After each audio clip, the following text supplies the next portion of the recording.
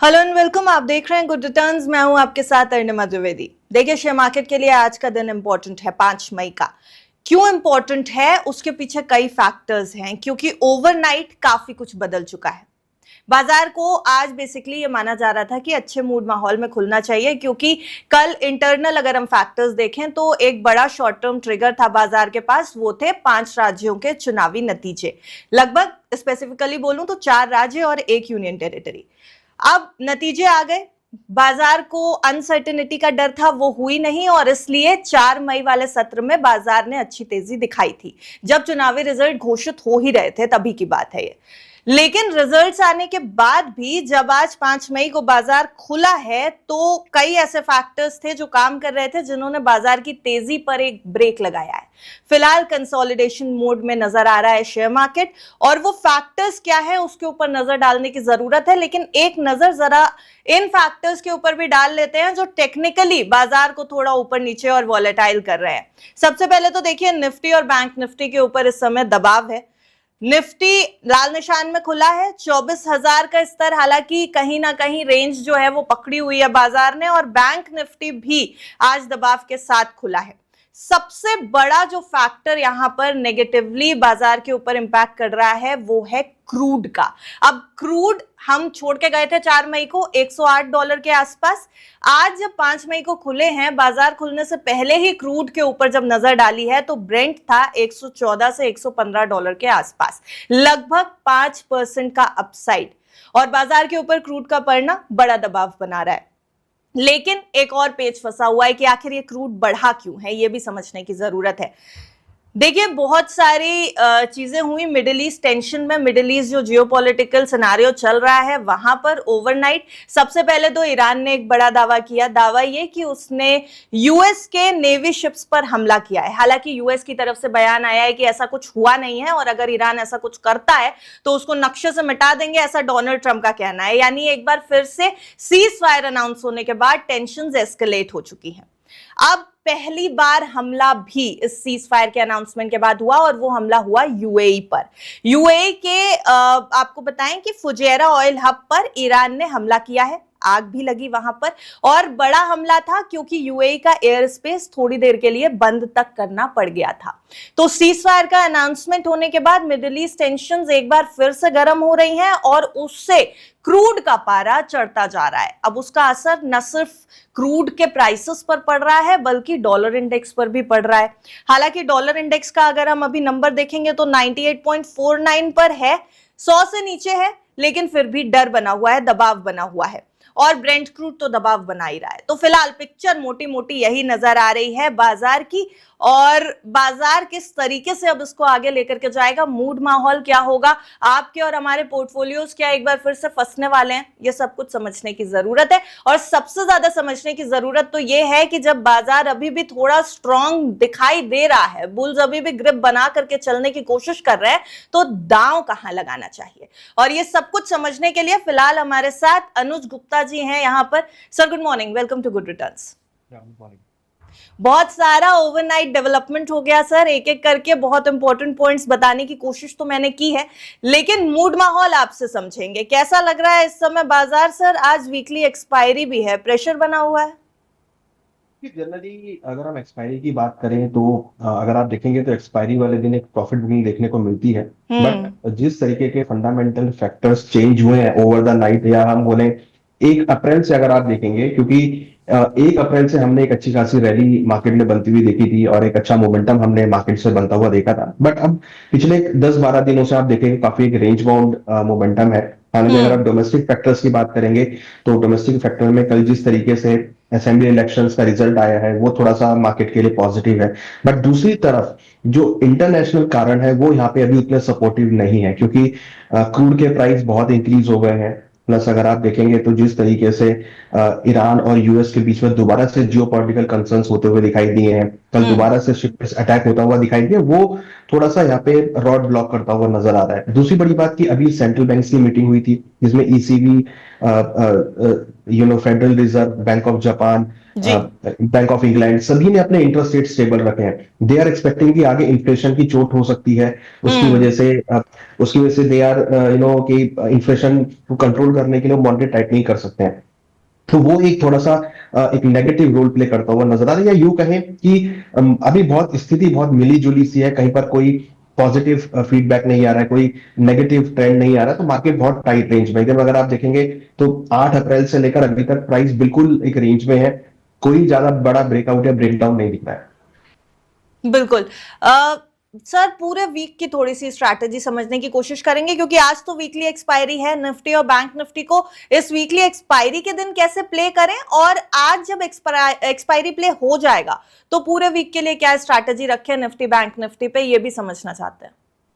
देखिए, निफ्टी में important support करीबन 23,800 का है और ऊपर में रेजिस्टेंस जो है करीबन 24,300 का है। तो मुझे लगता है कि ये रेंज इंटैक्ट हो सकती है, और मुझे लगता है कि अगर किसी को ट्रेड प्ले करना है तो इस रेंज के बीच में ट्रेड प्ले कर सकते हैं। आई एम नॉट एक्सपेक्टिंग कि कोई बड़ा मूव आपको देखने को मिलेगा, मार्केट इसी रेंज के बीच मूव करती हुई नजर आएगी। तो निफ्टी में मुझे लगता है कि 24,300 और 23,800 ये काफी स्ट्रॉन्ग सपोर्ट जोन बन गए, रेजिस्टेंस जोन बन गए। इसी रेंज में मार्केट ट्रेड करती हुई नजर आ सकती है। जहां तक बैंक निफ्टी का सवाल है, यहाँ पर हम अगेन एक रेंज बाउंड मोमेंटम देख रहे हैं, बट बैंक निफ्टी में अगर आप देखेंगे तो पिछले 4-5 दिनों से लगातार lower top lower bottom formations बन रही हैं। कल भी हमने हायर लेवल पे प्राइस टिक नहीं पाए, वहां से नीचे करेक्ट होते हुए दिखाई दिए, आज भी एक गैप डाउन ओपनिंग होती हुई दिखाई दी है। हमें लगता है कि अभी बैंक निफ्टी में थोड़ा सा गिरावट यहाँ पे आ सकती है। हालांकि जो हम एक्सपेक्ट कर रहे हैं करीबन 54,000 के आसपास एक अच्छा सपोर्ट है, अगर वो ब्रेक होता है तो फिर एक थोड़ा सेलिंग प्रेशर वहां पे आ सकता है। But 54,000 on a down side and ऊपर में 55,500 ये एक रेजिस्टेंस लेवल है, इस रेंज में मार्केट रह सकता है। बट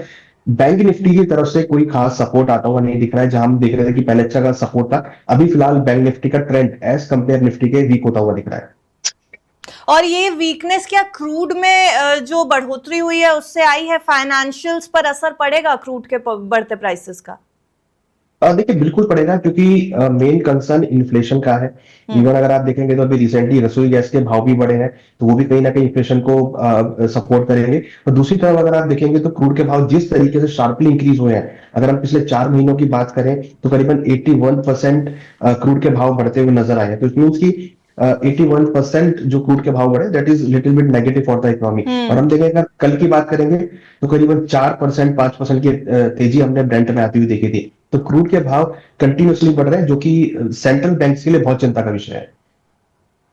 खरीदारी की सलाह है इस हफ्ते कहीं पर बाजार में सर? शॉर्ट टर्म ट्रेडर्स के लिए भी पूछ रही हूँ और लॉन्ग टर्म इन्वेस्टर्स के लिए भी पूछ रही हूँ। देखिए, बिल्कुल खरीदारी की सलाह है, क्योंकि जिस तरीके से डोमेस्टिक फैक्टर है, देखिए डोमेस्टिक फैक्टर बहुत पॉजिटिव है। अब देखिए, एक चीज और थी जो मैं यहाँ पे इंडिकेट करना चाहूंगा। एक महीना पहले हमने देखा था, आईएमडी ने अनुमान लगाया था कि बिलो नॉर्मल मानसून आएगा, बट अब जो मानसून है वो अब अबव नॉर्मल मानसून है, जो कि एक पॉजिटिव है इंडियन इकोनॉमी के लिए। हमारी जो डिपेंडेंसी है पल्सिस के ऊपर या एडिबल ऑयल के ऊपर, वो पॉजिटिव है, तो वो इंडियन मार्केट के लिए सपोर्टिव रहेगा। और हम देख रहे हैं कि इंडियन जो फैक्टर है, चाहे वो डोमेस्टिक फैक्टर है, सभी पॉजिटिव है। तो मुझे लगता है कि कोई भी डिप अगर मिलता है 23,900 23,800 के बीच में, वो एक बाइंग अपॉर्चुनिटी होगी। ऊपर में 24,300 का लेवल अगर निफ्टी ब्रेक करता है तो फिर ऊपर में 24,500 तक के लेवल आपको देख सकते हैं। तो आज एक्सपायरी है, उसमें अगर कोई डिप मिलता है 23,900 तक, तो वो एक बाइंग अपॉर्चुनिटी होगी। 23,900 तक अगर डिप लेता है बाजार तो बाइंग अपॉर्चुनिटी है। सर अगर बाइंग अपॉर्चुनिटी है तो कौन से सेक्टर्स में है, ये भी समझना जरूरी है। कहां पर मूव आता हुआ दिख रहा है? और सबसे पहले, अगर क्रूड के भाव बढ़ रहे हैं तो एनर्जी स्टॉक्स को देखें या फिर अभी थोड़ा सा दूरी बना करके रखें? देखिए, मुझे लगता है कि थोड़ा वेट एंड वॉच करना चाहिए, क्योंकि क्रूड के भाव बहुत अनसर्टेन हो गए हैं। ऐसे में अगर आप देखेंगे तो ऑयल मार्केटिंग कंपनी के स्टॉक्स में कोई खास परफॉर्मेंस देखने को नहीं मिल रही है। दूसरी तरफ जो सेक्टर मुझे लगता है वो है ऑटो सेक्टर, क्योंकि जिस तरीके से ऑटो सेक्टर के नंबर्स आए हैं, चाहे वो हुंडई हो, टाटा मोटर हो या मारुति हो, सभी ने बहुत अच्छे नंबर्स दिए हैं। इवन ईवीज के अंदर बहुत अच्छे नंबर्स हमने देखे हैं एज कंपेयर लास्ट 3 मंथ्स के। तो मुझे लगता है कि ऑटो सेक्टर एक हो सकता है जो शॉर्ट टर्म के लिए पॉजिटिव लगता है, और यहाँ पर आपको अच्छी खासी बढ़त देखने को मिल सकती है। लेकिन ऑटो सेक्टर के ऊपर क्या बढ़ते क्रूड का दबाव नहीं आएगा सर? क्योंकि हमने देखा था जब इससे पहले मिडिल ईस्ट की टेंशन शुरू ही हुई थी, तब क्रूड बहुत तेजी से ऊपर गया और उसकी वजह से ऑटो स्टॉक्स टूट रहे थे। देखिए यहाँ पर अगर आप नंबर देखेंगे तो जो ईवीज के नंबर है वो बहुत पॉजिटिव आए हैं। मींस अगर आप देखेंगे तो टू व्हीलर ईवीज में, या फिर अगर हम बात करें ईवी जो आपकी एसयूवी सेगमेंट की कार्स है, उसमें काफी अच्छा अट्रैक्शन देखने को मिला है। तो मुझे लगता है कि वो सेगमेंट जो है वो अट्रैक्टिव लग रहा है और उसमें आपको बढ़त देखने को मिल सकता है। तो जो कार मेकर ईवीज को काफी प्रमोट कर रहे हैं, ईवीज बना रहे हैं, वो मुझे लगता है कि स्टॉक वाइज काफी अच्छा परफॉर्मेंस दिखा सकते हैं। मेटल्स पे नजर रखें? देखिए बिल्कुल मेटल पे नजर रखनी चाहिए, क्योंकि देखिए एक चीज है, अगर हम बिल्कुल एक माइक्रो लेवल पे जाए तो क्रूड के भाव बढ़ने की वजह से जनरली जो मेटल्स की जो प्रोडक्शन होती है वो इंक्रीज हो जाती है। मुझे लगता है कि उससे भी काफी हद तक मेटल के प्राइस को सपोर्ट मिलेगा। हालांकि डिमांड थोड़ी सी कमजोर है, बट मुझे लगता है कि लॉन्ग टर्म में, क्योंकि ये वॉर ज्यादा लंबी चलने वाली नहीं है, धीरे धीरे इंडस्ट्रियल प्रोडक्शन इंक्रीज होगा, इंडस्ट्रियल एक्टिविटी इंक्रीज होगी, तो उससे काफी हद हम्म। तक सपोर्ट मिलेगा। तो ये जो प्राइस गिरे हुए हैं मेटल्स में, एक अपॉर्चुनिटी है एक लॉन्ग टर्म इन्वेस्टमेंट के लिए। सर वॉर ज्यादा लंबी चलने वाली नहीं है, ये तो हम कब से एक्सपेक्ट कर रहे हैं, पर वो सीज फायर के ऐलान के बाद ये जो रिवर्सल हुआ है और यूएई के ऊपर जिस तरीके से हमला हुआ है, ये थोड़ा सा टेंशन दे रहा है इस समय। और अगर देखें कि वॉर कितनी लंबी और चल सकती है, तो पॉजिटिव एक्सपेक्टेशन तो जरूर है कि शायद ये रुक जाएगी, पर कहीं ना कहीं बाजार अब शायद एक बार फिर से टेंशन में आ रहा है, क्योंकि बीच में मिडिल ईस्ट टेंशन एस्केलेट हो रही थी, लेकिन मार्केट ने सारे फैक्टर्स को जो है वो डिस्काउंट कर लिया था और बाजार अपनी रफ्तार से रिकवरी जोन में जा रहा था। पर क्या अब ये रिकवरी जोन इस समय डेंजर में आया हुआ है? ये वॉर की जहां तक सवाल है, मुझे लगता है कि देखिए अगर आप रशिया यूक्रेन वॉर की बात करेंगे तो वो 2022 से चल रही है। और वहां पर क्या है कि उस टाइप का वॉर नहीं है जो कि रेगुलर चल रहा है, वो कभी कभी होता है फिर रुक जाता है। तो वैसे ही ट्रेंड हम अब यूएस और ईरान के बीच में देखेंगे। कभी कभी आपको टेंशन देखने को मिलेगी, कभी एकदम कूल डाउन होता हुआ दिखाई देगा। तो रेगुलर वाली जो फाइट है वो यहाँ पर खत्म होती हुई दिखाई देगी, क्योंकि अब रेगुलर फाइट जो है वो दोनों के बस की करनी है। दोनों ही चाह रहे हैं कि किसी तरह समझौता हो।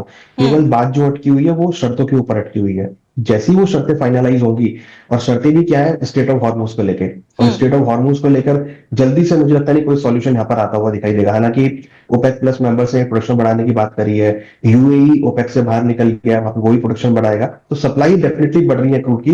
बट जो चेन है वो यहाँ पर टूटती हुई नजर आई है। तो जब जिस दिन वो चेन आपकी चालू हो जाएगी तो क्रूड के भाव वापस नीचे आते हुए दिखाई देंगे, जो कि अगेन मार्केट के लिए पॉजिटिव होगा। तो मुझे लगता है कि ये स्टेप जो है वो जल्दी ही होता हुआ दिखाई देगा, जिससे आपको मार्केट को सपोर्ट आता हुआ दिखाई देगा। But it will take time, but मुझे लगता है कि इसका सॉल्यूशन है जल्दी ही होना यहाँ पर होता हुआ दिखाई दे सकता है।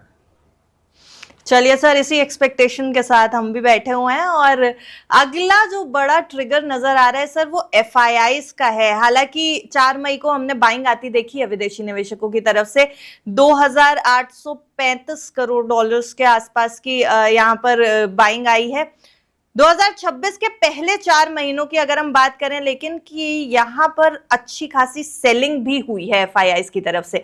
विदेशी निवेशकों का अगर मैं सेलिंग का आंकड़ा आपको बताऊंगी तो सिर्फ 4 महीनों में 2 लाख करोड़ रुपए की बिकवाली कर चुके हैं, और जिसमें से लगभग 1,98,000 करोड़ रुपए सिर्फ जनवरी से अप्रैल के बीच में निकाल लिए गए। और मैं स्पेसिफिकली अगर मई की शुरुआत का आपको डेटा बताऊंगी तो लगभग 4,000 करोड़ रुपए और ज्यादा निकल चुके हैं मई में अभी महज 5 दिन हुए हैं, 4,000 करोड़ रुपए एफआईआईज ने निकाल लिए। कल की बाइंग को आते हुए देख करके खुश हुए, या फिर जो अभी तक का आंकड़ा मैंने आपको बताया है वो जारी रहने वाला है और बाजार के ऊपर प्रेशर बना रहेगा? देखिए कल का जो आंकड़ा है वो डोमेस्टिक अपडेट्स को देखकर है। इलेक्शंस जीते हैं उसकी वजह से एक पॉजिटिव सेंटीमेंट आया है। हालांकि देखिए उससे कोई फर्क नहीं पड़ता, क्योंकि जहां 1,98,000 करोड़ की सेलिंग के बाद 2,000 करोड़ की अगर बाइंग हो भी गई, वो डजेंट मैटर। तो मुझे नहीं लगता कि कोई ऐसा ट्रिगर। हाँ एक ये है कि चलो कुछ विश्वास उनका लौटा है गवर्नमेंट चेंज होने की वजह से, तो दे आर एक्सपेक्टिंग कि आगे कुछ और अच्छा होता हुआ दिखाई देगा। बट हाँ इंटरनेशनल जो कारण है वो यहाँ पे सबसे ज्यादा इंपॉर्टेंट है। और एफआईएस की जो बिकवाली पूरे साल रही है अभी तक, पिछले 4 महीनों में, वो अभी भी मार्केट से आउट है। तो मुझे लगता है कि जब तक एफआईएस की खरीदारी मार्केट में नहीं आएगी इंडियन मार्केट के लिए, वहां पे थोड़ा सा मार्केट स्टेबल होता हुआ नहीं दिखाई देगा। हालांकि डीआईएस ने जम के खरीदारी करी है, जो कि भारत के लिए, इंडिया के लिए पॉजिटिव है, और हम देख रहे हैं कि कंटिन्यूअसली वो खरीदारी कर रहे हैं। तो वो एक मार्केट के लिए पॉजिटिव, जो मार्केट को सपोर्ट प्रोवाइड करेगा। सपोर्ट प्रोवाइड करेगा सर एफआईआईज, लेकिन एफआईआईज वापस आ क्यों नहीं रहे हैं, ये तो सबसे बड़ा सवाल है। बाजार को सपोर्ट तो मिल रहा है, बाजार एक रिकवरी जोन में जाता है, उसको थोड़ी बहुत जो सेलिंग होती है एफआईआईज की उसको हम बैलेंस करने की कोशिश करते हैं डीआईआईज की खरीदारी से, और कहीं ना कहीं एफआईआईज भी कभी कभी हमारे यहाँ आकर के खरीदारी कर लेते हैं, वो थोड़ा बाजार के लिए खुशनुमा दिन होता है, लेकिन वो सपोर्ट कहीं ना कहीं बैलेंस नहीं हो पा रहा है, टिक नहीं पा रहा है, और ये सबसे बड़ा दबाव इस समय भारतीय बाजार के पास है, क्योंकि डीआईआई वाला ट्रिगर काम कर रहा है लेकिन एफआईआईज वापस नहीं आ रहे हैं। ऐसे कौन से फैक्टर्स हैं जो अभी भी भारतीय बाजार से दूर हैं, वैल्यूएशंस अच्छे नहीं लग रहे हैं इस समय बाजार के?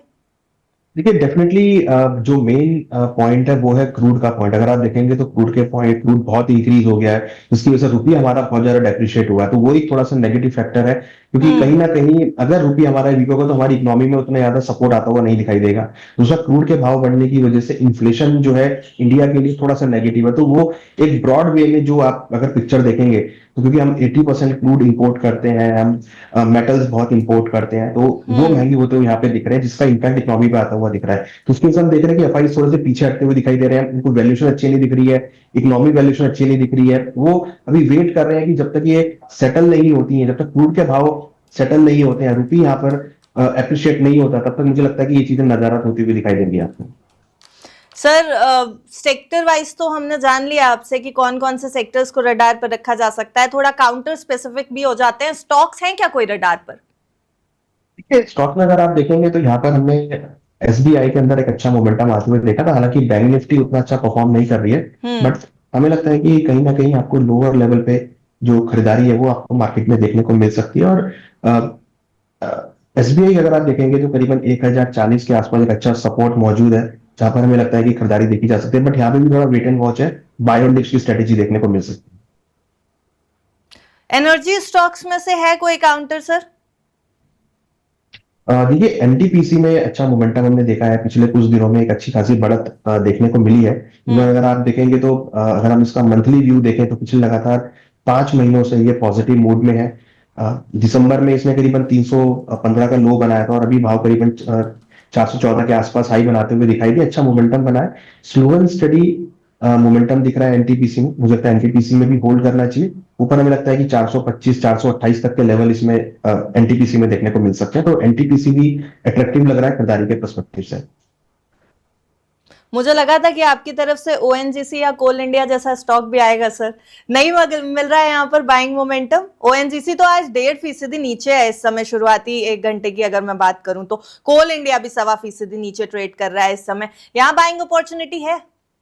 देखिए अगर आप ओएनजीसी की बात करेंगे तो ओएनजीसी डेफिनेटली लास्ट मंथ में करीबन 5% इंक्रीज हुआ है, और आज थोड़ा सा डेप्रिशिएट होकर करीबन 3.5% की गिरावट है। मुझे लगता है कि एक अपॉर्चुनिटी है जहां भी आपको बायो डिप्स देखने को मिलेगा। ऑलमोस्ट अगर हम लेवल वाइज बात करें तो करीबन 280 के आसपास अगर ये मिलता है, अभी 283 के आसपास है, 280 के आसपास मिलता है तो एक अच्छा सपोर्ट है, जो कि 2 महीने का एक अच्छा सपोर्ट बन रहा है, तो 280 के आसपास अगर मिलता है तो वो एक अच्छी अपॉर्चुनिटी होगी। हालांकि ट्रेंड यहाँ पे जरूर हायर टॉप हायर बॉटम बना है, पिछले दिसंबर से अगर आप देखेंगे तो इसने अभी तक लो रिवाइज नहीं किया, जबकि हाई बनाता हुआ जा रहा है, तो अपॉर्चुनिटी है, ट्रेंड पॉजिटिव है, तो 280 के आसपास अगर मिले तो खरीदारी ट्रेड लेना चाहिए। हमें लगता है कि इसमें जल्दी ही आपको 310 320 के लेवल देखने को मिलेंगे। और कोल इंडिया?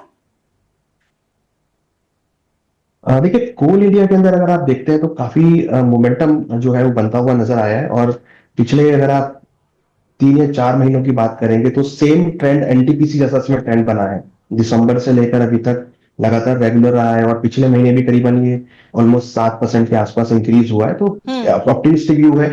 मुझे लगता है कि इसमें ट्रेंड पॉजिटिव रहेगा, और ऊपर में लग रहा है कि जल्दी ही 510 के लेवल ये टेस्ट कर सकता है। 510 के आसपास एक रेजिस्टेंस है, अगर वो ब्रेक होता है तो नेक्स्ट टारगेट 530 तक के हो सकते हैं। सर एलएनटी का रिजल्ट आने वाला है, हालांकि 3 बड़े स्टॉक्स हैं जिनका आज नतीजा आने वाला है। एलएनटी तो खैर ट्रेडिंग के दौरान ही जनरली अपने रिजल्ट्स अनाउंस करता है, तो मार्केट चल रहा होगा जब ये रिजल्ट्स आएंगे, एक्सपेक्टेशंस आई हैं ब्रोकरेजेस की। हीरो मोटो के भी रिजल्ट्स आने वाले हैं, और महिंद्रा एंड महिंद्रा के भी रिजल्ट्स आने वाले हैं। आपने ऑटो सेक्टर वैसे भी रडार पे रखने को कहा है, हीरो मोटो को आप या फिर महिंद्रा एंड महिंद्रा, सर इन दोनों स्टॉक्स में से बेहतर क्या है, बेट कहां लगाई जा सकती है? रिजल्ट के एक्सपेक्टेशंस भी जानना चाहते हैं, क्या है? अब देखिए महिंद्रा एंड महिंद्रा अगर आप देखेंगे तो काफी एक साइडवेज में रहा है, हालांकि जो रिजल्ट्स जो हम ऑटो नंबर्स की बात करें तो अच्छे नंबर्स दिए हैं महिंद्रा एंड महिंद्रा ने। मुझे लगता है कि इसमें अगर आप देखेंगे तो करीबन 2890 के आसपास अच्छा सपोर्ट बना लिया है। तो वही है कि 2890 3000 के आसपास के लेवल्स मिले तो महिंद्रा एंड महिंद्रा में खरीदारी का ट्रेड देखना चाहिए। प्राइस डेफिनेटली बहुत अच्छी तरीके से इंक्रीज हुआ है, अभी एक कंसोलिडेशन में आ रहा है, तो 2890 के आसपास महिंद्रा एंड महिंद्रा में खरीदारी करनी चाहिए। मुझे लगता है कि स्टॉक दोबारा से 3200 तक जाने का लगता है, बट हाँ इसमें टाइम लगेगा, 1 से 2 महीने में आपको ये 3200 के लेवल दिखा सकता है। बेहतर बेट इन दोनों में से कौन सी सर? देखिए हीरो मोटोकॉर्प अगर हम देखें, इसको कंपेयर करें तो यहाँ पे उतना अट्रैक्टिव नहीं दिख रहा है। मींस अगर हम टेक्निकल चार्ट को देखें तो ये लोअर टॉप लोअर बॉटम बना रहा है। प्राइस जो है अभी अपने ऑलमोस्ट अगस्त 2025 के लेवल पर आ गए हैं, करीबन 8 महीने के लो लेवल के आसपास ट्रेड कर रहे हैं। तो यहाँ पे थोड़ा सा मुझे लगता है कि वेट एंड वॉच करने की जरूरत है। कंपैरिजन करें तो मुझे महिंद्रा एंड महिंद्रा अट्रैक्टिव लगता है, क्योंकि वहां पे जो ऑटो सेल्स के नंबर वो भी अट्रैक्टिव आए हैं, जो कि कंपनी को प्रॉफिटेबिलिटी में सपोर्ट करेंगे। तो हीरो मोटोकॉर्प में मुझे लगता है कि वेट एंड वॉच करना चाहिए। हीरो मोटोकॉर्प में वेट एंड वॉच करना चाहिए। अच्छा सर, एक स्टॉक है, काफी इंटरेस्टिंग स्टॉक है मार्केट का, वोडाफोन आइडिया, फंसाता बहुत है निवेशकों को। कल अच्छी तेजी आई थी, लगभग 5% से ज्यादा की तेजी दिखा रहा था वोडाफोन आइडिया। एजीआर ड्यूज को लेकर के जो फैसला आया है, जो राहत मिली है, उसका पॉजिटिव इंपैक्ट देखने को मिला था स्टॉक के ऊपर। रैली आई सुबह के सत्र में 4 मई को, और शाम तक क्लोजिंग होते होते वो रैली बरकरार थी, लेकिन जो तेजी थी वो कहीं ना कहीं थोड़ी बहुत नीचे तक आई और 3% से ज्यादा की पॉजिटिव रैली के साथ क्लोजिंग देकर के गया। एक्सपेक्टेशन सिटी ग्रुप के आए हैं, 14 रुपए का टारगेट दिया है। अभी भी अगर मैं स्टॉक के ऊपर नजर डालूं तो आज यानी 5 मई को भी 4.5% की रैली यहां पर दिखा रहा है, अपवर्ड डायरेक्शन। लगभग 11 रुपए पर ट्रेड कर रहा है इस समय वोडाफोन आइडिया का स्टॉक। 14 रुपए वाली एक्सपेक्टेशन थोड़ा ओवर हाइप्ड तो नहीं लग रही है सर? गया नहीं है ये 14 रुपए तक, आज तक फंसाया है इसने निवेशकों को। अभी जिनके पास है उनके लिए सजेशन क्या है? देखिए ये 14 का जो रेट था ये सितंबर 2024 में था, तो ऑलमोस्ट आप देखिए कि पूरा 2025 निकल गया, 2026 के 4 महीने निकल गए, अभी तक 14 के ऊपर नहीं आया है। तो मुझे लगता नहीं है कि 14 के ऊपर ही जाता हुआ दिखाई देगा। हालांकि बीच में उसने कोशिश करी थी, बट वो 1280 तक ही मैक्सिमम गया था। तो टेक्निकल चार्ट उतना स्ट्रांग नहीं है कि ये 14 के ऊपर जाए। अगर ये 14 के ऊपर चला गया तो फिर तो 18-19 भी चला जाएगा। तो मुझे लगता है कि अभी फिलहाल जो कंपनी के ऊपर जो डिस्कशन चल रही है जीसीआर के ऊपर, मुझे लगता है कि वो अभी फिलहाल पेंडिंग रहेंगे। यहाँ पर कुछ ज्यादा खास मुझे दिख नहीं रहा है। टेक्निकल चार्ट पे डेफिनेटली थोड़ा सा स्ट्रॉन्ग मोमेंटम बना है, जो कि मैक्सिमम 12 रुपए तक जाने का दम रखता है। 12 के ऊपर 13 का एक रेजिस्टेंस लेवल और 14 का रेजिस्टेंस लेवल है, बहुत सारे रेजिस्टेंस लेवल है। तो टेक्निकल चार्ट उतना स्ट्रॉन्ग नहीं दिख रहा है कि ये 14 के ऊपर जाता हुआ दिखाई दे। हाँ 1 से 1.5 रुपए की आपको तेजी आ सकती है, जिसको एज अ प्ले करके निकल सकते हैं। नई बाइंग की सलाह देंगे क्या इस स्टॉक में?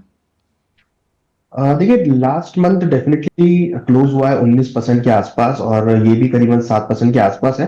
कोई डिप मिलता है 10 रुपए के आसपास, तो मुझे लगता है कि वो एक बाइंग अपॉर्चुनिटी होगा। बाइंग अपॉर्चुनिटी अभी भी दिख रही है सर इस स्टॉक में। मतलब वोडाफोन आइडिया जनरली कंफ्यूज करने वाला स्टॉक है, क्योंकि लोग सस्ते के चक्कर में लेते तो जरूर है, लेकिन उसके बाद निवेशक जनरली फंस जाते हैं। वोडाफोन आइडिया के अलावा अगर मैं थोड़ा सा पेयर कंपैरिजन कर दूं इस स्टॉक का, तो एयरटेल का स्टॉक, हालांकि आज थोड़ा दबाव में नजर आ रहा है एयरटेल, बट क्या एयरटेल का स्टॉक बेहतर बेट है वोडाफोन आइडिया के कंपैरिजन में? यस बिल्कुल। देखिए अगर आप कंपनी का ऑपरेशंस देखेंगे, कंपनी के जो रेवेन्यू है पर यूजर रेवेन्यू वो आप देखेंगे तो वो भी पॉजिटिव है। और मुझे लगता है कि ये भारतीय एयरटेल एक अच्छा ऑप्शन हो सकता है अगर आप कंपेयर कर रहे हैं वोडाफोन आइडिया के।